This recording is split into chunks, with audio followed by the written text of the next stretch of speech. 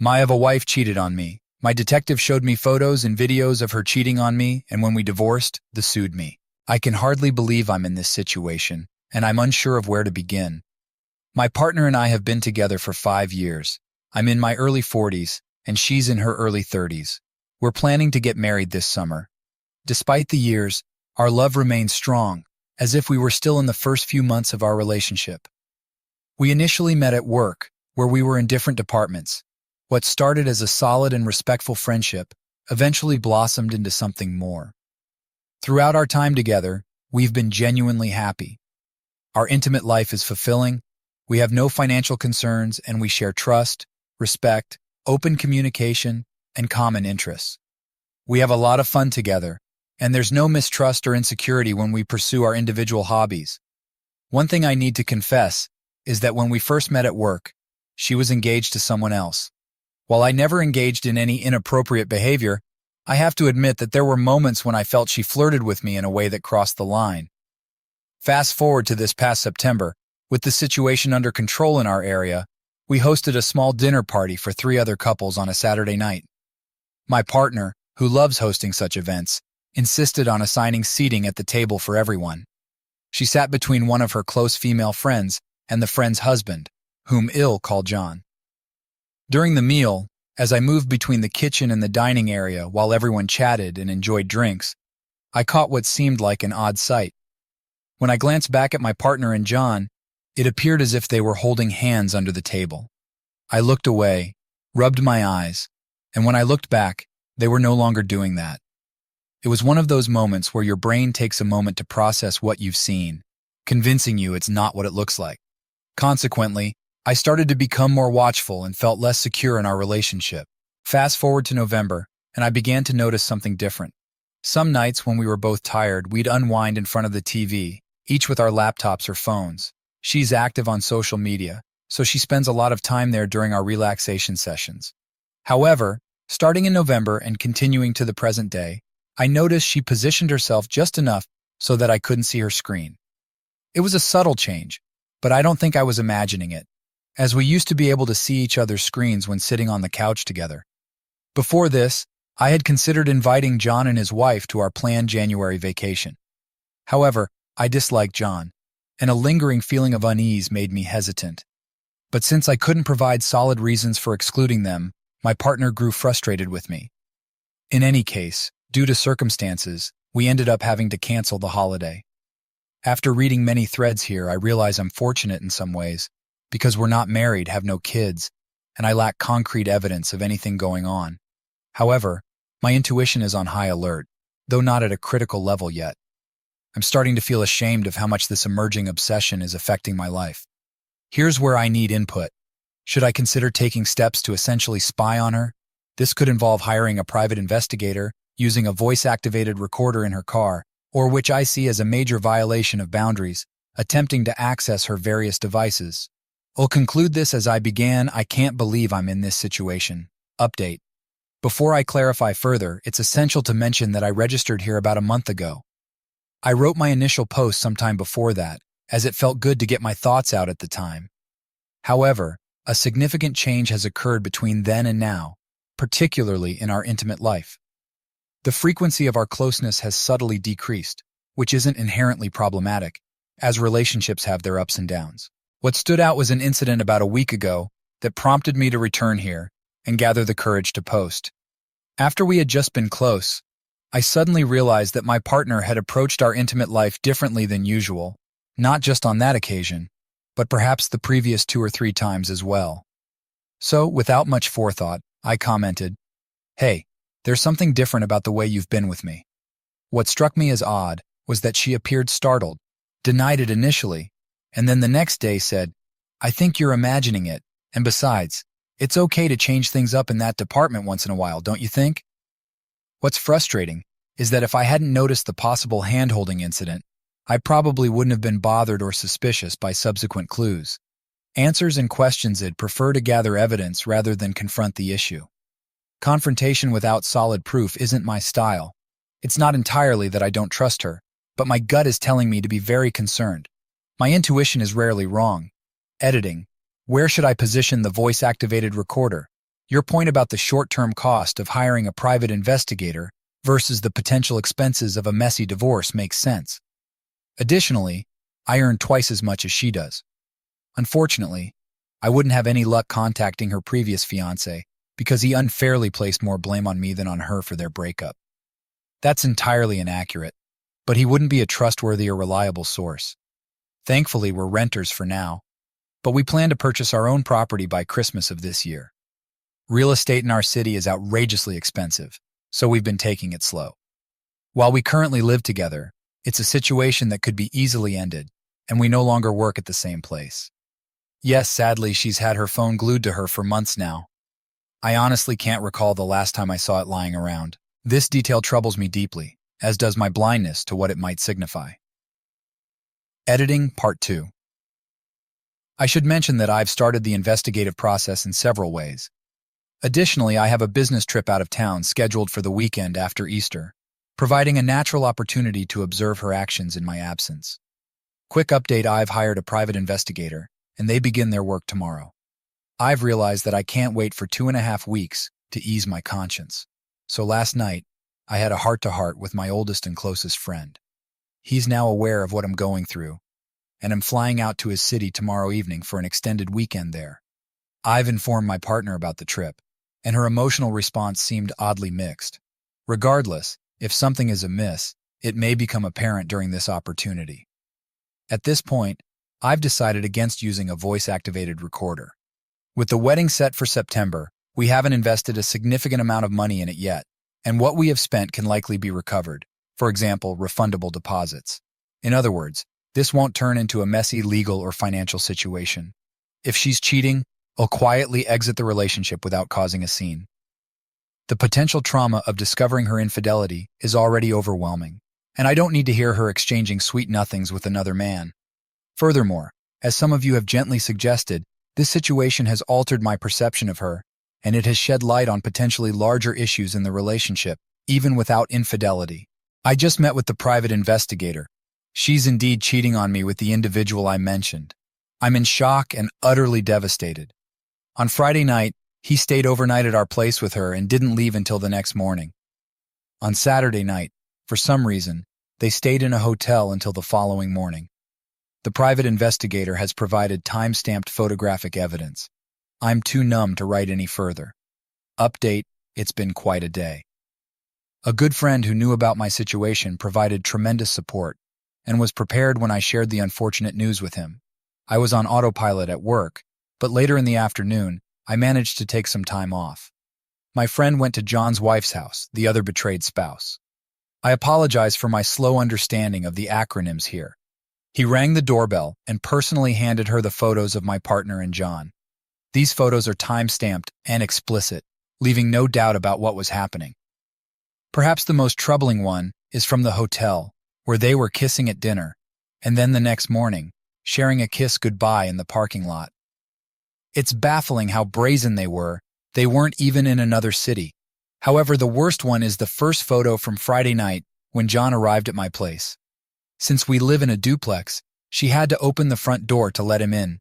The photo captures the pure, joyous excitement in her eyes, a moment I'll never forget for as long as I live. About an hour later, my friend went to my place after delivering the photos to the other betrayed spouse. He handed my partner a package I had prepared for her. Inside were the photos and a simple note from me. I expressed that my future goodwill toward her, not in person but in my mind, would depend on her willingness to come clean about the whole truth. I informed her that our relationship was over, and that I never wanted to see her again, let alone think about marriage. I gave her until Thursday afternoon to move out of our place, which I entirely cover financially, and I requested that she leave her engagement ring in a clearly visible spot. Not even 5 minutes before my friend dropped off the package with my partner, I missed 2 calls from her. She followed up with several nervous texts asking my whereabouts, why I wasn't answering, and why I wasn't at work. I can only guess that John had called her in a panic, perhaps thinking someone was on to him and they could get away with it. After receiving my package, about half an hour passed before more missed calls and texts from her, asking me to call her. Then came a text saying, "It's not what it looks like." Unbelievable. Just before I started typing this, I received two very emotional voicemails from her. The first one was nearly unintelligible as she screamed and cried. In the second, she admitted that she couldn't deny the photo's reality, but claimed it was the first and only time they had ever done anything. She suggested that John took advantage of her when they got too drunk on Friday, and one thing led to another. I then told a lie, which is unusual for me, but I texted only one thing in response. I saw you two holding hands under the table at our dinner party in September. The same private detective has been gathering evidence for months now. I only asked for the photos from this weekend to make it undeniable. We are finished. However, if you want this to end as amicably as possible, you must do the right thing, and stop lying, stop taking me for a fool, and tell the whole truth. I don't actually care what you have to say, but if you don't come clean to me, and thus to yourself, about why you did this, I guarantee you will continue to repeat this destructive cycle for the rest of your life. I haven't received any response at all. I want to express my gratitude for the advice from people here, even those suggesting a more drastic approach, like sharing this with her family. However, that's not my style. I know myself well. This situation is and will be profoundly traumatic. For me to survive, I must stay true to who I am. While I appreciate stories of people seeking revenge for infidelity, planning and executing such things is not in my nature. My strength will come from not having an in-person conversation with her about this, permanently ending our engagement, refusing to entertain the possibility of reconciliation, and asking her to vacate our shared space. Lastly, I have to admit a petty thought, despite my efforts to remain composed and dignified while writing this. Although John is younger than me, somewhere between her age and mine, he is less intelligent and less emotionally sensitive, something I thought she valued. And the ironic part is that I'm objectively much better looking than him. I know it sounds superficial, but it's true. I've often been compared to a well-known British movie star in romantic comedies. This guy, while more muscular, looks like a bulldog. I just can't comprehend it. He and his wife also have 2 young kids, so there's that too. I apologize for not fully addressing various questions some of you have asked this past week, but I feel like I've been navigating from one nightmare to the next. At least now I have peace of mind that I'm not losing my sanity. I have a therapy session booked for next Tuesday, the earliest available, and I'm staying with my friend. Fortunately, he's single, so I'm not inconveniencing a family. I'm also sorry for the scattered nature of this message, but it reflects the state of my mind. Update. As expected, the past day and a half has been incredibly tough. On Monday night, my now ex-partner figured out where I was staying, came over, and insisted that my friend let her in. He didn't allow her in, and in fact, he had to physically stop her from entering. This led to a barrage of texts and tearful voicemails, where she expressed a desire for a second chance and claimed that the past weekend was the only time they had a physical affair. She admitted that it had been an emotional affair since last July. I chose not to respond to any of her messages, so after a day of attempting to shower me with affection from Monday afternoon to Tuesday afternoon, her texts turned nastier. Last night, she asserted that my attempts to break up her relationship with John and the other betrayed spouse were ineffective and would fail because the other betrayed spouse understands the value of forgiveness. I find it rather astonishing that she A, believes she has insight into the other betrayed spouse's mindset, and B, that the other betrayed spouse has already granted such swift forgiveness. Finally, I broke my silence and asked her a simple question: why? After some hesitation, she essentially conveyed that because I'm a perfectionist, she stopped feeling like she could freely express herself with me early in our relationship, around the 2-year mark. She claimed that John makes her feel secure and protected, and that they can discuss anything. When I pressed her for details on how I hindered open communication, she could only recall minor arguments from the early stages of our relationship, which A, I believed we had resolved, and B, weren't solely related to my perfectionism. Despite everything, she wants us to try again and insists that she's willing to do whatever it takes. She has asked me not to confide in anyone, such as my family or friends, about this because she believes we can fix it. I, however, don't believe her at all. At this point, I feel completely drained of emotions and utterly exhausted. I haven't had a proper night's sleep since Sunday, so I might consider taking some sleeping pills tonight. On a final note, apologies for the disorganization. My self-esteem has taken a severe blow. My emotional and spiritual image of my ex-partner has been shattered, making any future with her impossible. Trust has been irreparably damaged. While I do have some sense of relief that I've avoided a life with someone of such low integrity, I can't help but dwell on physical aspects.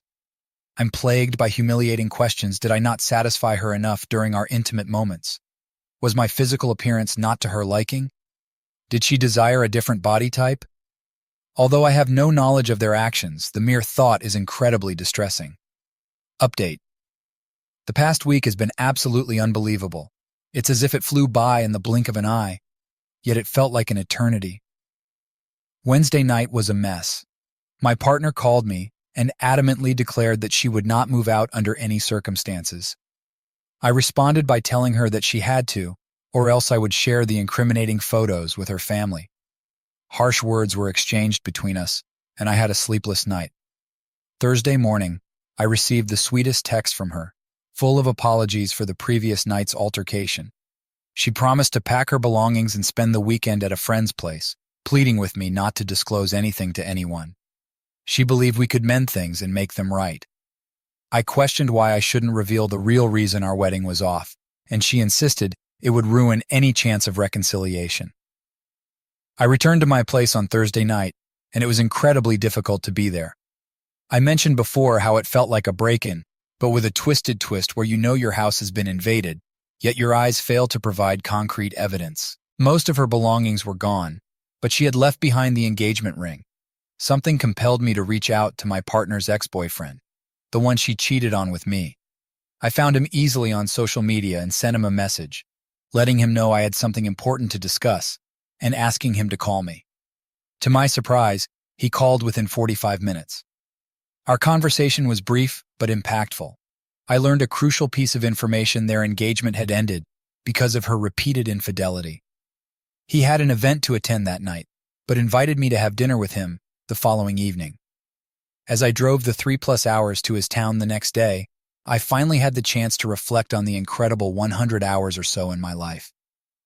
The revelation that my wayward partner had cheated on the previous man filled me with a whirlwind of emotions: anger, relief, sadness, confusion, embarrassment, and many more.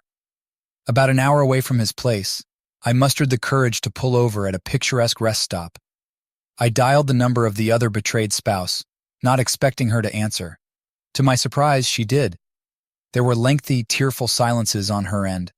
She revealed that her husband had cheated on her before their wedding and when she was 6 months pregnant with their second child. They had worked through their issues, and as far as she knew, everything was better. Disturbingly, despite her husband's multiple infidelities, she framed my wayward partner as the aggressor and her husband as the victim of a predatory woman.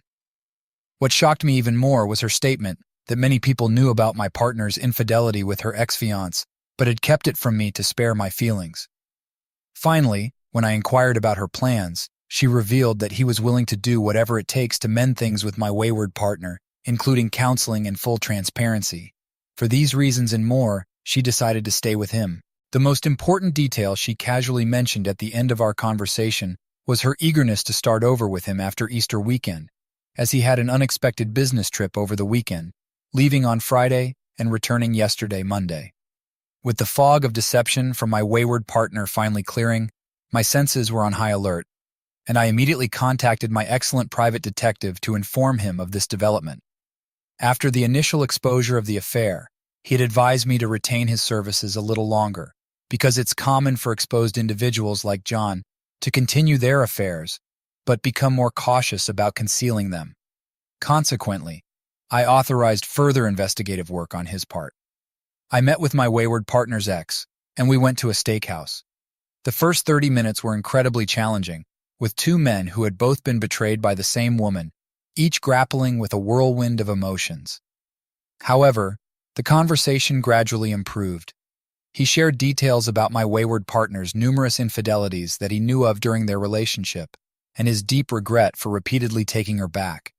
Strangely, what convinced him to reconcile with her was her comparing him favorably to her other partners, saying, "How could I be so foolish to be with an inferior man when I have you?" I could sense the mix of emotions within him upon learning about my situation. Part of him felt anger and sorrow on my behalf, but another part, on a more primal level, seemed relieved that his worst suspicions about her had been confirmed. I understood this complex response and didn't interpret it as deriving pleasure from my suffering, but rather as finding closure that it wasn't about him or his shortcomings in their relationship. Understanding this, partially thanks to this incredible community, was also liberating for me. As much as Friday turned out well, Saturday was dreadful. I woke up to a venomous message on my private social media group dedicated to the now-canceled wedding, consisting of the groomsmen, bridesmaids, and our two main family members. To simplify, my wayward partner posted a message stating that, unfortunately, the wedding was off. She added that despite our efforts to address the emotional strain in the last few years of our relationship, I couldn't overcome my negative patterns, insinuating that I might try to spin the situation differently. I was utterly shocked, although in hindsight, I can't say it was entirely unexpected. Many people here had cautioned me about this possibility. I won't delve into my emotions on that day. I did nothing I would later regret. In fact, I maintained complete silence, not communicating with her or the group. Of course, my own family is aware of the situation. However, I can't help but wonder why she had a change of heart after her Thursday morning texts expressing a desire to reconcile with me. Was the allure of being with her John so irresistibly intoxicating? Her actions truly puzzle me. You would think she'd want to keep me around while enjoying the secret excitement of her affair. She must genuinely despise me if she could write a note like that, fully aware that I'll likely never speak to her again. It's both disgusting and astonishing. To make matters better, if that's even the right word, later found out that my wayward partner and John had checked into a luxurious spa about 90 minutes outside of town that Friday night. More photos, more evidence, they dined at a lovely restaurant in the spa resort, making it rather easy to capture numerous pictures of a couple deeply in love, seated beside each other at this romantic getaway. I'm running out of energy for this update, so I'll try to wrap it up as succinctly as possible. By yesterday afternoon, armed with photographic proof from 2 affair-filled weekends, I selected the 6 most compelling photos and shared them with our social media wedding group. I apologize for the delay in responding to my wayward partner's deceitful Saturday message, explaining that I had been visiting her ex-fiancé, and was disappointed, though not surprised, to discover that she had engaged in similar behavior before. I asked the group to genuinely reflect on whether any part of me had ever appeared even remotely offensive emotionally. I also inquired whether my wayward partner had ever mentioned to any of them before the affair was exposed that I was emotionally offensive. I felt that honest answers to these questions, in addition to the damning photos, would reveal the truth. I've received several supportive messages from most members of the group, with the ones from the bridesmaids providing an extra boost of encouragement. Her father has invited me for coffee this week. He holds me in high regard, however. I'm not entirely sure I want to meet him despite our close relationship.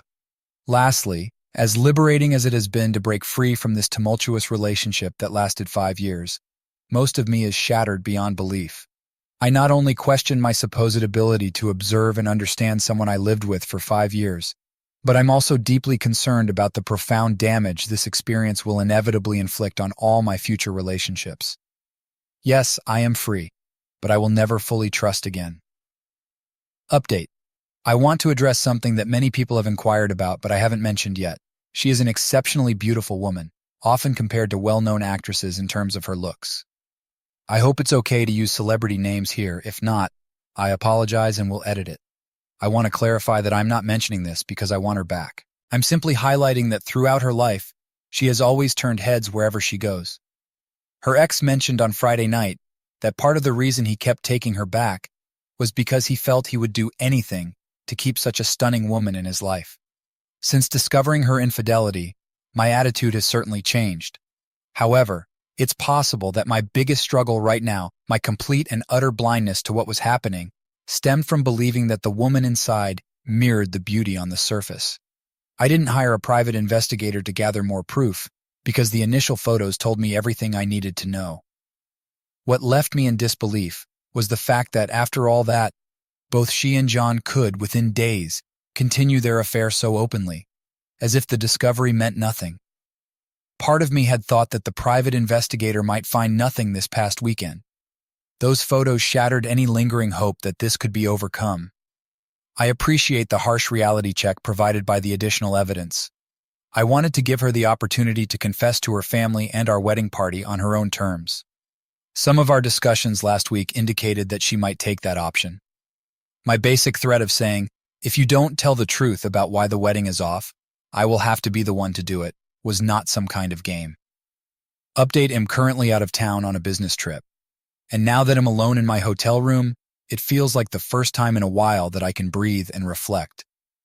On Wednesday, I contacted the other betrayed spouse and requested a meeting with her. She said she understood why I wanted to meet and that she didn't want to endure more pain.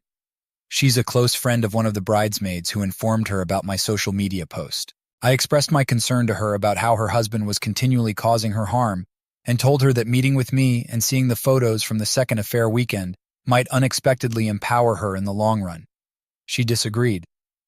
My wayward partner has been reaching out through texts, calls, and even emails ever since I posted about her second weekend of infidelity on social media. It's been 10 days, and during this time, I haven't directly responded to her at all. Her tone in the messages has shifted from anger and spite on the day of the social media post to sadness and despair in the middle of the week. Recently, she's been begging, pleading, negotiating, and making promises in her attempts to reach out. I discovered a handwritten letter from her in my mailbox, explaining why she believes she deserves another chance and outlining a plan to make amends for everything. I believe it was the right decision to reveal the true reasons for canceling our wedding to our friends and family.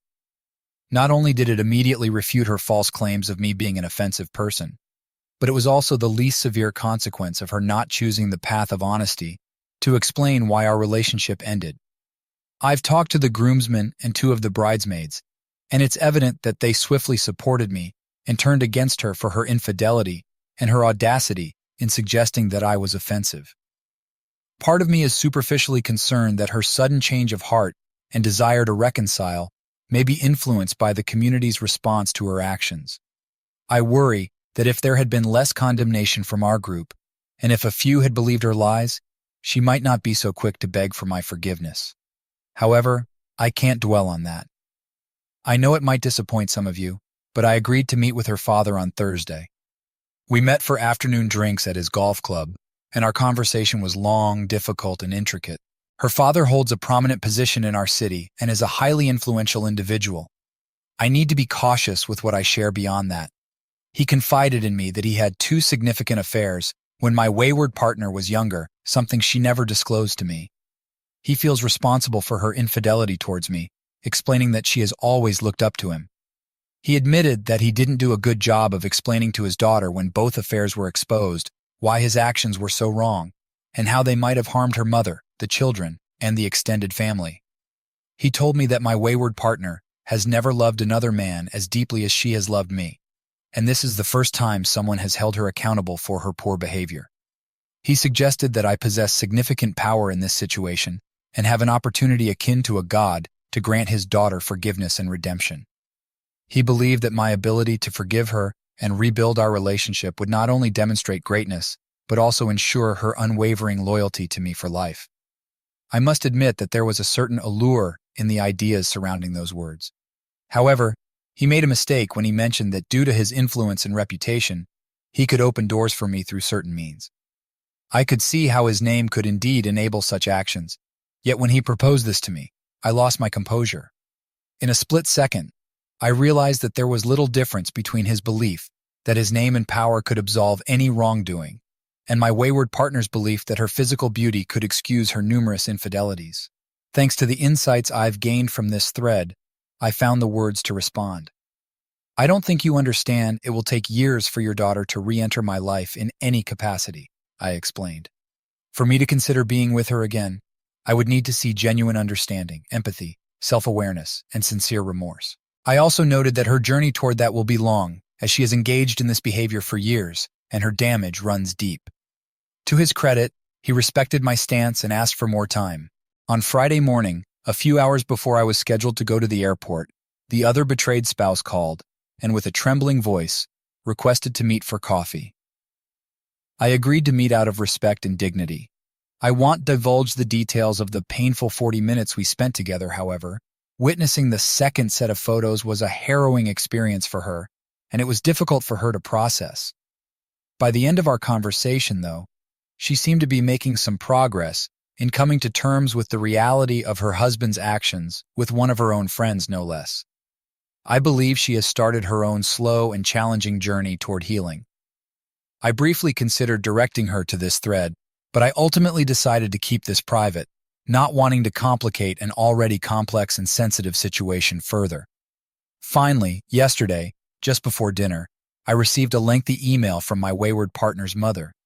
She showed empathy for how I might be feeling, but went on to share that her daughter had confessed all the details of her affair to her. She mentioned that her daughter was utterly broken and requested that I, to some extent, take time to consider giving her another chance. It felt as though my pain and emotions in all of this were relegated to a mere afterthought. I got back home yesterday evening, and true to her word, my wayward partner had left a handwritten letter in my mailbox. Initially, I resisted the temptation to open it, and even went to bed undecided about whether I should read it at all. However, sleep eluded me, and I eventually gave in, opening the letter. My intention was to sleep on it, gather my thoughts, and then share a summary of the letter here. So here I am today. She began with a straightforward apology, expressing her deep regret for the pain she has caused me. Next, she mentioned that she and John have decided to end their relationship for good. She then delved into explicit and almost clinical detail about how I had been her best lover, offering comparisons to John and her previous partners. While I no longer care about this aspect, I'll give her credit for the level of detail she provided, which was both unusual and somewhat touching. She proceeded to lay out a timeline of how things unfolded. A few weeks before the September dinner party, where I suspected they were holding hands under the table, John called her to discuss his marital issues with his wife, who happened to be my wayward partner's friend. Apparently, he sought her insights. They met for coffee one weekday morning, roughly 78 days before the dinner party, which led to a week of texting between them. On the morning of our dinner party, while pretending to be on an extended shopping trip, they met in a park. There, he confessed his deep infatuation for her. She admitted to feeling ashamed for falling for his words, but his primary argument was that if she felt even a fraction of what he did for her, she should scratch that itch before committing to marriage. She claimed she firmly declined his proposition, but during the dinner party that same evening, he played footsies with her under the table. She regarded it as unlucky that I happened to glance back, just as he made physical contact with her. Their first kiss happened in late October, incredibly while she was visiting John, and the other betrayed spouses home for drinks and dinner during a weekend when I was away. The other betrayed spouse had gone to put their children to bed after dinner, and during this time, he passionately kissed my wayward partner while his wife was out of the room. She acknowledged it was wrong, but found it thrilling. Throughout November, he apparently pressured her heavily to get me to agree to have him and the other betrayed spouse join us on our January vacation. A significant portion of their text messages in November and December revolved around various scenarios he devised for them to engage in an illicit affair right under our noses. She provided vague details about when their affair began, mentioning it started in early February. They insisted on meeting in my house as often as they could manage. She claimed that his ultimate thrill was to humiliate me. Surprisingly, her main argument was as follows. She acknowledged that infidelity might run in her family or be in her DNA, but she claimed she was completely willing to leave all of that behind because I am the perfect man.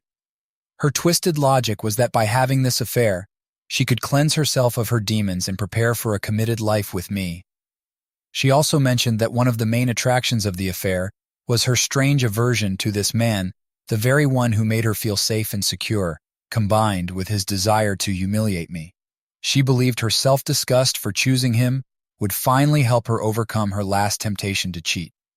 Additionally, she stated that she would be living with her parents indefinitely. She expressed her intention to undergo therapy for the first time in her life. She promised to write me a monthly letter to update me on her progress. She claimed she wanted to win me back, but only on my terms. She admitted that my decision to cut her off the way I did made her realize how much she truly loves and wants me, and she was devastated by her actions.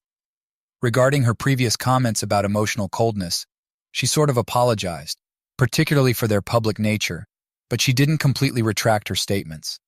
Instead, she recalibrated her remarks to suggest that I hold myself and others to too high a moral standard. which she finds suffocating. She acknowledged her admiration for my integrity, but argued that it's impossible to live up to the perfectionist ideals I hold for myself and others. She suggested I reflect on this last comment. Honestly, after reading all of this, I'm too emotionally exhausted to express how I feel. I don't even know which emotions are left or available to me at this point. I'll never be able to see her in the same way again. Perhaps I'm too demanding in my standards, and maybe I need to be more forgiving when it comes to my own flaws and those of others. But there are aspects that still pull me toward her. Rest assured, I will continue to maintain no contact with her. The other betrayed spouse has reached out to me, requesting another coffee meeting this Thursday, because our previous coffee chat apparently helped. The community's analysis of my wayward partner's letter provided the necessary wake-up call for me to read her words with the insight needed to see through all the nonsense, manipulations, and evasions. My challenge was to retrieve the engagement ring while still maintaining my no-contact stance with my wayward partner. So late on Tuesday night, I sent an email to my wayward partner's father, expressing my appreciation for his daughter's letter but explaining that by not returning the ring, she wasn't respecting the boundaries I had set. He responded early the next morning, agreeing with me and suggesting we meet for lunch at an exclusive restaurant. What a family indeed. During the first half of our lunch, we talked about everything but the underlying issue at hand. It was like skirting around a massive iceberg beneath the surface of the conversation. Eventually, though, he produced the ring and returned it to me, but not without some theatrics. He continued to blame himself for his daughter's problems, and mentioned her mental health being under great threat due to the shock of being denied something she wants, which apparently is me for the first time in her life. However, things took a sour turn between us when, near the end of the meal, I leaned back in my chair, observed him carefully for about 10-15 seconds, making him quite uncomfortable, and then said, let me tell you something. By the time I was 13, and it's possible I was even younger, my mother instilled in me a powerful mantra: take responsibility for your actions. When I was younger, I was skilled at finding ways to shift blame for my wrongdoings onto others or other excuses. My mother taught me before I was even in high school that it is liberating to own up to our mistakes. It's empowering. He appeared torn between anger and embarrassment, and a lengthy silence hung between us. I gently slid a photocopy of his daughter's letter across the table, saying, "I'm sure you haven't read this." It was evident that there was no way he had read the letter in its entirety. He crumpled it up and pushed it back across the table to me. Then, in a sinister tone, he said, "If you can't accept your partner's truths at face value, then you two have no hope of reconciling this unfortunate temporary situation." When I looked at him, utterly stunned, and said nothing, he continued, "It would please me to see you two back together. I don't appreciate the way you spoke to me this afternoon, and frankly, I thought you had considerably more class than this, but I'll attribute it to the grief you're experiencing. You need to do the right thing here." So I asked, "And what is that?" He just stared at me for about 5 seconds, said nothing, walked over to pay the bill at the front, and then left. So that man could have been my future father-in-law. But in reality, I had a great coffee meeting with the other betrayed spouse a few hours ago. It was tough because I shared the contents of my wayward partner's letter with her, although I chose not to show it to her for various reasons I'm content with. She then proceeded to tell me her husband John's version of events, which was quite astonishing. It was essentially my wayward partner's letter, but with the blame shifted onto her. He portrayed himself as the victim, while she was the aggressive offender. Oh, and he mentioned that my wayward partner justified it all by claiming I'm emotionally cold. Beyond the shock of that, it became clear from her timeline that the affair had likely started as early as June 2020. John had certainly confessed to certain events from around that time, with my wayward partner acting as the agent of influence and temptation in each case. After we shared our respective tales from the crypt, something incredible happened. We both began laughing nervously at first, then moved to immature giggling, and finally, we were in fits of laughter. It was a beautiful and cathartic moment. Honestly, it was the most liberating and lighthearted feeling I've experienced in months. She later got a bit teary-eyed, expressing that she didn't know what she was going to do. However, she recognized that he is just as troubled as my wayward partner, and she needs to find a way to extricate herself from him somehow. So that's where things stand. Despite the uplifting and empowering experiences of the past 48 hours or so, as I sit here writing this post, I suddenly find myself overwhelmed by sadness, loneliness, and a sense that I may never fully recover from this and may never be able to trust again. One thing is certain, I won't be taking my wayward partner back. I'm in the process of drafting a final letter to her, politely asking her to leave my life forever. What a mess. And as I've asked before, and will continue to ask, what was all this for? Edit. The following letter was sent yesterday afternoon. I know some of you may disapprove, especially those who have questioned why send a letter at all, but I felt it was important to share what I wrote with this community. Despite the expected negative reactions, it feels good to have written and sent it. Obviously, her name is not relevant, but here's the content. Dear partner's name, this letter is in 3 parts. This is the last time I'll be communicating with you. I request that you refrain from contacting me in any way from now on. I also kindly ask that neither your family nor any friends reach out to me on your behalf in the future. If you or your family disregard this boundary, I may have to resort to legal action to protect myself. Our relationship has been irreparably damaged due to your choices and actions. Regarding your letter, I'm pleased to hear that you're seeking therapy. I hope it proves beneficial, and that during that process, you can achieve a level of self-honesty you've never had before. The environment around you has supported and continues to support your behavior. So even if you manage to address the significant voids within yourself, you'll need to break free from your family's influence. I appreciate you returning the ring. I'd like to reminisce about a moment, possibly the last time, when we were genuinely happy together. During the peak of the pandemic, we escaped to your parents' cabin by the ocean for a memorable long weekend. One Friday afternoon, we were exploring some high rocks, and you ventured dangerously close to the edge, risking falling into the sea. I pulled you back and cautioned you about the danger. Later that evening by the fire, when we discussed that moment, you said, "Risk is good. It makes us feel incredibly alive. And besides, I know you will always be there to pull me back."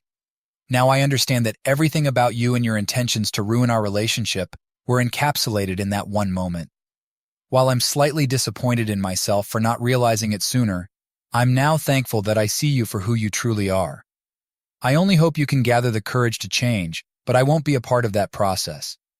Best regards, your name. This morning, I had breakfast with the maid of honor for the wedding that will never happen. She was with my former partner on Saturday when she received my final email. Apparently, my ex-partner was extremely devastated and spent the entire night inconsolable in her room. It's hard not to find this amusing, as it sounds like the reaction of a 13-year-old who can't have a sleepover with their best friend on a Saturday night. More worryingly, the maid of honor also informed me that when her father read the note, he became furious and simply said, "He will pay." Frankly, I'm very concerned about the possibility that he might seek revenge against me. I acknowledge that many of you here have warned about this as well. So what can I do to protect myself from this potential threat? Additionally, as a quick note, while the maid of honor is a true friend to my former partner, she's also been supportive of me throughout this ordeal. Towards the end of our breakfast this morning, I expressed my gratitude for keeping me updated and asked her why she wanted to help. She shared something I wasn't aware of. She broke up with her long-term partner about a year ago because he repeatedly cheated on her. What's particularly interesting is that the maid of honor believes that my ex-partner was initially drawn to her as a friend for the same reason she was attracted to me as a boyfriend. We both embody stability, reliability, and integrity, qualities that my ex-partner seems to lack herself. The maid of honor wasn't surprised that my ex-partner cheated on me, as she believes she has a history of doing so, although she thought I might be an exception.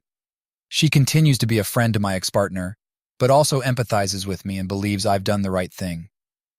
Now, onto some concerns about the other betrayed spouse. Until Thursday, we had been exchanging light texts every day, offering support and encouragement. However, I haven't heard from her since we met, which is understandable considering we're both dealing with our grief. In addition to not hearing from her, the maid of honor mentioned that the other betrayed spouse has been sending numerous angry and hurtful messages to my ex-partner via text, phone calls, and emails over the past few days. This raises a concern and a question for everyone here. Concern. I worry that the other betrayed spouse's anger towards my ex-partner might be influenced by John's negative influence, and she might be inclined to place blame solely on John rather than the wayward spouse. I'm concerned about her well-being. This leads to the question, what should my boundaries be in this situation? I feel that, as you all have supported me gently, I should do the same for the other betrayed spouse. However, I believe that I can guide but not insist, just as you can lead a horse to water. I wonder how persistent I should be in offering support. Many of you have suggested being there for her, and I have tried to do that, but I can also understand why I might remind her of the pain she's experiencing, and talking to me might bring back memories of the similar harm done to her. I appreciate your help in advance on these matters. As for myself, I'm experiencing emotional ups and downs. I have no desire to have my ex-partner back in any form. This is who I am now. However, I'm currently struggling with the idea of intimacy in future relationships. I'm afraid quite strongly that it'll bring a lack of confidence to the process, which has never been an issue before. Intimacy has always been a positive, powerful, life-affirming experience for me. And I'm concerned that intrusive thoughts will intrude when I'm trying to enjoy the company of someone completely different from my ex-partner. Perhaps these concerns are somewhat irrelevant at this point, since my focus should be on surviving this next period, without dwelling on the idea of a new relationship. I apologize for the disorganization of this post. It's more of a mind dump after a crucial meeting with someone deeply involved in this situation from both sides. Best of luck to everyone. This morning, the police called me to let me know that my ex-partner, who had previously been unfaithful, has made a false accusation against me. My lawyer is aware that I use this forum, and while acknowledging its positive impact on my mental well-being, has advised me not to discuss any further details until this matter is resolved. Needless to say, this accusation is entirely untrue, and I am deeply distressed.